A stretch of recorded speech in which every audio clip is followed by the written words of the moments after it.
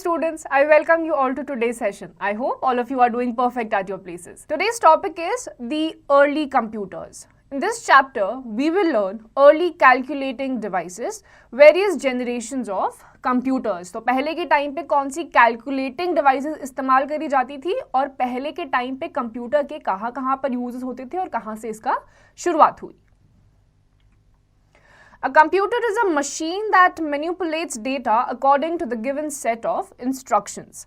Computer is one of the greatest inventions of man, but it was not invented by a single man.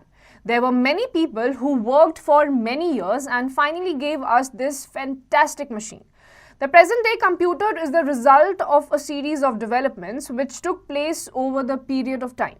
The development of computers took place with the discovery of the decimal system and the invention of zero. This led the further development of the devices used for this purpose. Here in this chapter, we will learn about classification of various devices that led to the development of modern day computer. तो आपका जो computer होता है वो आपके data को, जो भी डेटा आप उसको डालते हैं, इनपुट डालते हैं, जिस तरीके से आप उसको इंस्ट्रक्शंस देते हैं, उसको वो अपने अकॉर्डिंग फिर मैनिपुलेट कर देता है. इसमें आपकी मल्टीटास्किंग भी होती है और ये जो कंप्यूटर आपको आज की तारीख में दिख रहा है ये एग्जैक्टली ऐसा नहीं दिखता था, ना ही ये किसी एक इंसान की मेहनत है. इसमें मल्टीपल लोग अलग अलग जनरेशन्स में शामिल हुए, अपने अलग अलग कॉन्ट्रीब्यूशंस उन्होंने डाले, तब जाके आपको आज का प्रेजेंट डे इतना एडवांस कंप्यूटर देखने को मिलता है.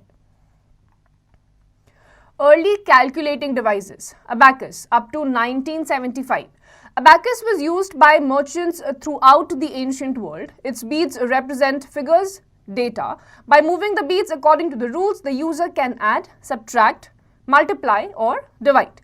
The abacus remained in use until a worldwide deluge of cheap pocket calculators put the abacus out of work after being used for 1000 years. तो आपकी पहले के टाइम पे कुछ कैलकुलेटिंग डिवाइसेस थी, उसमें से पहला है आपका अबैकस जो कि 1975 तक आपका यूजेज में था. इसमें आपकी अलग अलग बीड्स होती थी, बीड्स को ही अपने अकॉर्डिंग आप मैनिपुलेट करके एडिशन, सब्ट्रैक्शन, मल्टीप्लिकेशन ये सारी चीजें आप कर सकते थे. लेकिन ये आपकी 1975 तक ही यूज हुई थी, उसके बाद आपकी बाकी सारी और एडवांस्ड कैलकुलेटिंग डिवाइसेस आ चुकी थी.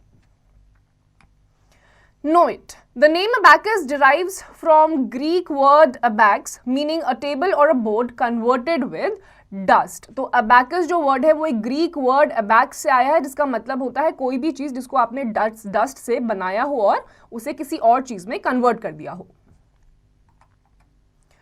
Kipu, 15th and 16th centuries.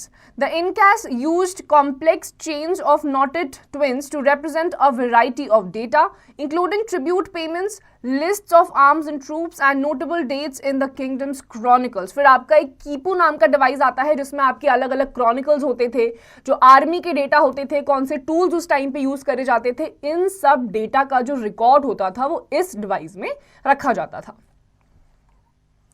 Pascal's calculator, 1642.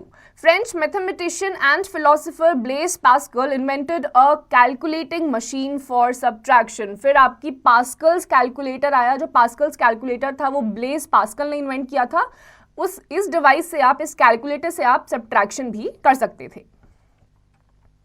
Leibniz calculator, 1674. German philosopher Gottfried Leibniz invented the first mechanical calculator capable of doing multiplications. तो जर्मन फिलोसोफर जिनका नाम था गॉटफ्राइड लाइबनिस, इन्होंने सबसे पहले एक लाइबनिस कैलकुलेटर बनाया. एक मैकेनिकल कैलकुलेटर था जिसमें आप मल्टीप्लिकेशंस अलग अलग टाइप की कर सकते थे. Jacquard's loom, 1804. French weaver Joseph Marie Jacquard created an automatic programmable weaving machine that created fabrics with richly detailed patterns. It was controlled by means of punched cards. फिर आपका आया Jacquard's loom जो कि एक फ्रेंच वीवर ने बनाया था. इसमें आपकी अलग अलग टाइप के डिटेल्ड पैटर्न्स थे जिसकी मदद से आप अलग अलग टाइप की कैलकुलेशंस उस टाइम पे कर सकते थे. Babbage's difference engine, 1822. English mathematician and scientist Charles Babbage designed a complex clockwork calculator capable of solving equations and printing the results. Despite of several attempts, Babbage was never able to get the device work. फिर आपका आया Babbage's difference engine. इसकी मदद से अलग अलग type की आपकी इक्वेशंस सॉल्व हो सकती थी, प्लस आपका प्रिंटिंग भी हो सकता था उन इक्वेशंस का, लेकिन बहुत कोशिश करने के बाद भी चार्ल्स बैबेज इस मशीन को काम करने में सक्षम नहीं करवा पाए। Holdridge's tabulating machine, 1890. This machine uses punched cards as a data input mechanism. It was created to tally the results of the US Census. The successor to Holdridge's company is International Business Machines, IBM. फिर आपका Holdridge's tabulating machine आया, जो आपके अलग अलग type के US Census होते थे या अलग अलग टाइप की आपकी जो रिकॉर्ड डेटाबेस होती थी उसमें ये हेल्प करता था। पंच्ड बेस ये था, और इसकी जो सक्सेसर कंपनी है यानी कि इस कंपनी के बाद जो एक और कंपनी आई थी वो थी आपकी IBM, international business machines. Mark I, 1943. In a partnership with Harvard University, IBM creates a huge programmable electronic calculator that used electromechanical relays as switching devices. फिर आपका Mark I आया, हार्वर्ड यूनिवर्सिटी के साथ collaboration में इन्होंने ये device बनाया था। इलेक्ट्रॉनिक कैलकुलेटर था, प्रोग्रामेबल था, और इसके अलावा इलेक्ट्रोमैकेनिकल रिलेज जो होती थी वो भी इसमें पॉसिबल हो सकती थी। Know it. Charles Babbage is known as the father of computer as he was the one who first gave the idea of fully programmable computer. तो चार्ल्स बैबेज जो हैं उनको फादर ऑफ कंप्यूटर कहा जाता था, क्योंकि सबसे पहला फुल फ्लेजेड मैकेनिकल कंप्यूटर जो प्रोग्रामेबल था उसका इन्वेंशन, उस कॉन्सेप्ट का जो इन्वेंशन है वो चार्ल्स बैबेज ने किया था। Various generations of computers. The history of computer development is often referred to the different generations of computing devices. Each generation of computer is characterized by a major technological development that fundamentally changed the way of computers operate, resulting in increasingly smaller, cheaper, more powerful, efficient and reliable devices. तो आपके जो computers थे वो with time अलग अलग लोगों के contribution से उसमें बहुत सारे चेंजेस आते गए, अलग अलग इसकी जनरेशन्स आई, और जनरेशन बाय जनरेशन जो आपके कंप्यूटर्स थे वो और भी ज़्यादा चीपर होते गए, और भी ज़्यादा इफेक्टिव होते गए, जिसमें आपकी इलेक्ट्रिसिटी कम यूज़ होती थी और आउटपुट आपको ज़्यादा मिलता था। First generation, 1940 to 1956. The first generation computers used vacuum tubes for circuitry and magnetic drums for memory. They were often huge, occupying entire rooms, very expensive to operate, using a great deal of electricity and generated a lot of heat, which was often the cause of malfunctions. First generation computers relied on machine language to perform operations, and they could only solve one problem at a time. Input was based on punched cards and paper tape and output was displayed on printouts. तो आपका जो पहला generation था computer का 1940 से लेकर 1956 का, सबसे पहले जनरेशन का कंप्यूटर है ये, बहुत बड़े बड़े होते थे, ऑलमोस्ट पूरा रूम घेर लेते थे, बहुत ज़्यादा इलेक्ट्रिसिटी का यूज़ होता था। इसके अलावा क्योंकि इतने ज़्यादा बड़े बड़े होते थे, पूरा रूम घेर लेते थे, इलेक्ट्रिसिटी का ज़्यादा कंजम्पशन होता था, तो इससे हीट भी बहुत ही ज़्यादा आपकी रिलीज़ होती थी। इतनी हीट रिलीज़ होती थी जिसकी वजह से कंप्यूटर मैल फंक्शन भी हो जाता था। इसमें जो आपका डेटा इनपुट होता था वो पंच्ड कार्ड सिस्टम की मदद से इनपुट किया जाता था, और आपको जो आउटपुट मिलता था उसी इनपुट डेटा का प्रोसेस होने के बाद वो आपको प्रिंट आउट्स में मिलता था। Know it. The UNIVAC was the first commercial computer delivered to a business client, the US Census Bureau in 1951. तो UNIVAC नाम का जो कंप्यूटर था सबसे पहली बार इस प्रोग्रामेबल कंप्यूटर को डिलीवर करा गया था अपने पहले क्लाइंट के पास, जो था the US Census Bureau in 1951. Second generation, 1956 to 1963. Transistors replaced vacuum tubes and started in the second generation of computers. The transistor was invented in 1947 but did not see widespread use in computers until the late 50s. The transistor was far superior to the vacuum tube, allowing computers to become smaller, faster, cheaper, more energy efficient and more reliable than their first generation predecessors. Though the transistor still generated a great deal of heat that subjected the computer to damage, it was a vast improvement over the vacuum tubes. Second generation computers still relied on punch cards for input and printouts for output. फिर आपके second generation आते हैं 1956 से लेकर 1963। यहाँ पर आप देखेंगे कि फर्स्ट जनरेशन में मेमोरी को स्टोर करने के लिए आपके वैक्यूम ट्यूब्स और ड्रम्स का इस्तेमाल हुआ करता था। सेकेंड जनरेशन में इन वैक्यूम ट्यूब्स को रिमूव कर दिया गया था और इसके जगह पे ट्रांजिस्टर्स आ गए थे। ये पहले के कंपैरिजन में थोड़ी कम इलेक्ट्रिसिटी घेरते थे, लेकिन फिर भी ज़्यादा कंजम्पशन इलेक्ट्रिसिटी का होता था। लेकिन यहाँ पर भी आपकी हीट बहुत ज़्यादा रिलीज होती थी, जिसकी वजह से कंप्यूटर डैमेज होते थे। यहाँ पर भी आपका जो इनपुट डेटा था वो पंच कार्ड सिस्टम पे था और आउटपुट प्रिंट आउट पे था। इतना डिफरेंस था कि यहाँ पर वैक्यूम ट्यूब को रिप्लेस करके ट्रांजिस्टर्स ले आए थे। Third generation 1964 to 1971. The development of the integrated circuit was the hallmark of the third generation of computers. Transistors were miniaturized and placed on silicon chips called semiconductors, which drastically increased the speed and efficiency of computers. Instead of punch cards and printouts, users interacted with third generation computers through keyboards and monitors and interfaced with an operating system, which allowed the device to run many different applications at one time with a central program that monitored the memory. Computers for the first time became accessible to a mass audience because they were smaller and cheaper than their predecessors. फिर आपके आए third generation 1964 से लेकर 1971 तक। यहाँ पे जो आपके बड़े बड़े ट्रांजिस्टर्स थे उनको छोटी छोटी चिप्स में फिट कर दिया गया, जिनको बोला गया सेमीकंडक्टर्स। ये जो आपके थे यहाँ पर आपके पंच कार्ड्स को रिप्लेस करके इनपुट के लिए कीबोर्ड का यूज होने लग गया। प्रिंट आउट की जगह आपको ऑपरेटिंग सिस्टम मिलने लग गया, जिससे कि आपको आउटपुट मॉनिटराइज होने लग गया, आपको मॉनिटर पे सारा का सारा आउटपुट मिलने लग गया। चीप था, इलेक्ट्रिसिटी कम कंज्यूम करता था, छोटे थे, लाइट वेट थे। इसकी वजह से जो थर्ड जनरेशन के कंप्यूटर्स थे वो सबसे ज्यादा वर्ल्ड वाइड आपके मासेस को मिलने लग गए थे। Fourth generation 1971 to present time. The microprocessor brought the fourth generation of computers as thousands of integrated circuits were built onto a single silicon chip. What in the first generation filled an entire room could now fit in the palm of the hand. The Intel 4004 chip, developed in 1971, located all the components of the computer, from the central processing unit and memory to input-output controls, on a single chip.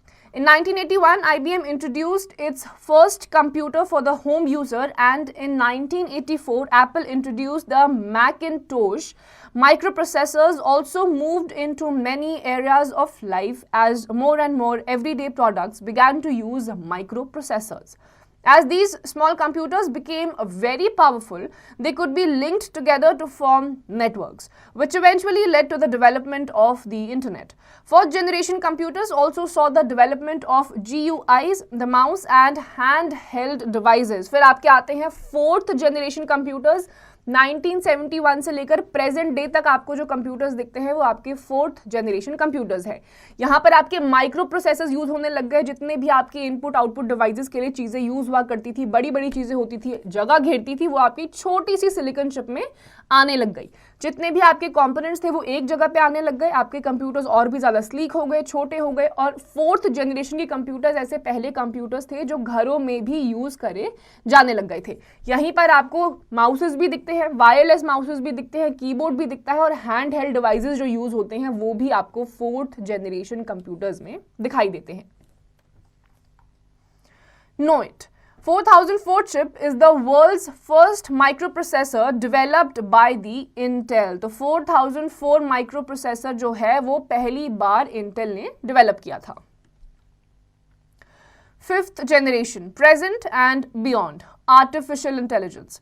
Fifth generation computing devices based on artificial intelligence are still in development, though there are some applications such as voice recognition that are being used today. The use of parallel processing and superconductors is helping to make artificial intelligence a reality.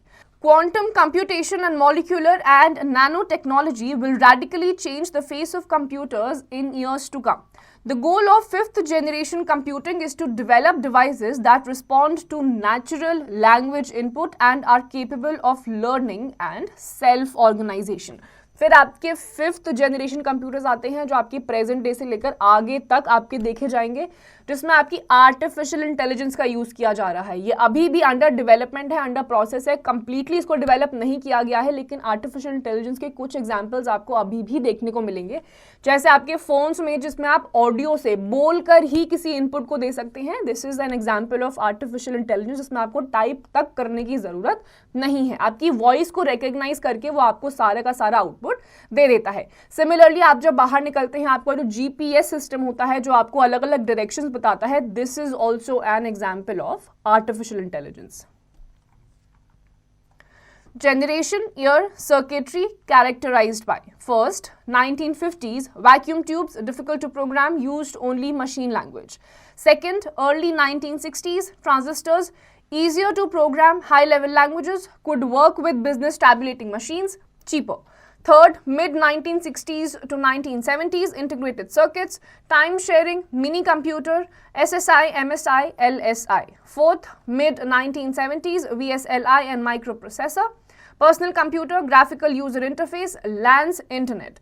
Fifth, present and beyond, artificial intelligence, voice recognition, parallel processing, response to natural language input, capable of learning, self-organizable. तो आपके यहाँ पे अलग अलग generation है, first से लेकर 5th और प्रेजेंट डे से लेकर आगे तक की, जिसमें आपकी सबसे पहले जो आती है 1950s में है वैक्यूम ट्यूब, जिसमें यूज होती थी, पूरा रूम ये घेर लेती थी।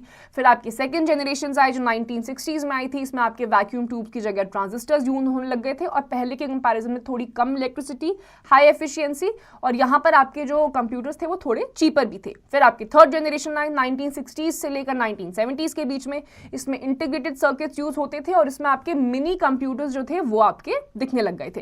देन कम्स योर फोर्थ, जिसमें आपके माइक्रो प्रोसेसर स्टार्ट हो गए थे, आज की डेट में भी आपको देखने को मिलते हैं। ये आपके पर्सनल कंप्यूटर या फिर आपके जो भी ग्राफिकल यूजर इंटरफेस है, ये सारी चीजें इसमें यूज होती हैं। Then comes your 5th generation, वो आपकी प्रेजेंट डे से लेकर आगे तक है, जिसमें आपका आर्टिफिशियल इंटेलिजेंस यूज होता है और इसमें जो वॉइस रिकग्निशन है, नेचुरल लैंग्वेज जो है, हिंदी, इंग्लिश या फिर कोई भी लैंग्वेज है, वो समझकर आपका आउटपुट दिया जाएगा। To revise, abacus was the first calculating machine. Blaise Pascal invented the first mechanical calculator called arithmetic machine or Pascaline. On the basis of technology being used, computers can be classified into 5 generations. The first generation computers used vacuum tubes, second generation computers used transistors, third generation computers used integrated circuits, fourth generation computers used microprocessors, and fifth generation computers will be based on artificial intelligence. तो इस chapter में हमने देखा कि पहले calculating devices कौन सी use करी जाती थी, जिसमें आपका अबैकस सबसे पुराना है, जिसमें आप एडिशन सब्ट्रैक्शन कर सकते थे। फिर आपका पास्कलाइन कैलकुलेटर आया।